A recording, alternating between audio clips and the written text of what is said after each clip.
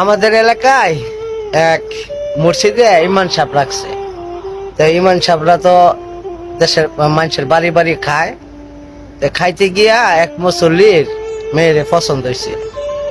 তো মনে করেন সামাজিক ভাবেও এই কথাবার্তি কইয়া বিয়া শাদী হয়েছে।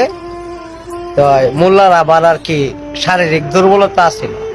এই দুর্বলতার কারণে মেয়ের সাথে থাকে না। মেয়ে যদি শরীরে হাত দেয় তখন বলে যে উজু ভাঙ্গন যেত না, বুঝলি? উজু আর ভাঙ্গে না, এভাবে গেছে গা ৬-৭ মাস।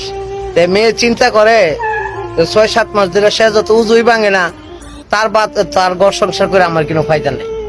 সাইরা দিছে। সাইরা দিয়া মেয়ের মনে যে একটা হিংসা ঢুকছে যে না, মোল্লাদের কাছে বিয়া বোন যেত না, কারণ মোল্লারা উজু ভাঙ্গে না। তো এই মোল্লা ডিভোর্স দেওয়ার পরে গেছে গা। যাওয়ার পরে আর নতুন আরেক মোল্লা আইছে, এতিমখানার মাদ্রাসার থেকে আইসে আর কি পড়া। তখন যখন দেশে মানুষের বাড়ি বাড়ি খাইতে খাইতে সেই মুসল্লির বাড়ি গিয়ে আবার খাওয়া পড়ছে। সেই মুসল্লির বাড়ি গিয়ে খাইতে গিয়ে দেয় কি এই মুসল্লির মেয়েটা অনেক সুন্দর, নম্র, ভদ্র। তখন করছে কি যে এই মুসল্লির এশা নামাজের কালিমা বলছে যে চাচা আপনি এশা নামাজের পরে থাকেন। ও আচ্ছা। তো নামাজের পরে সবাই যখন গেছে গা, হ্যাঁ রয়েছে, তখন চাচা আপনার একটা কথা কইতাম, যদি কিনা কিছু মনে না করেন। কারণ আমি ২-৩খানায় বড় হয়েছি, গার্জেন হইলো আমি আর পাত্রী হইলো আমি আপনার মেয়ের বিয়ে করতে চাই। বাজান রে, আমার মেয়ের একটা সমস্যা আর হয়েছিল, এখন আমার মেয়ের কাছে আসলে জিজ্ঞেস করে লইতে সে বিয়ে বইব কিনা।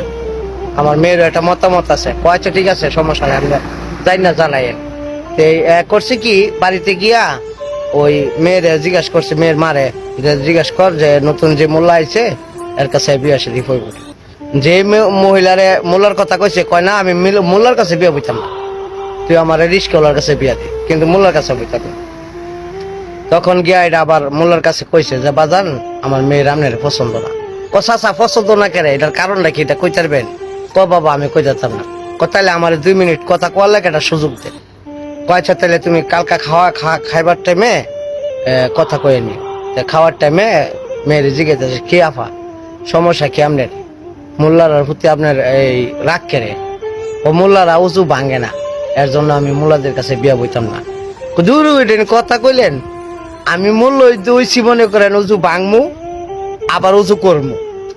বর্তমান যেই অন্তর্বর্তী সরকার আছে, আপনারা মনে করেন না যে এটা ফিসিবাদের মতো ক্ষমতারে আঁকড়ায় ধরে রাখবো।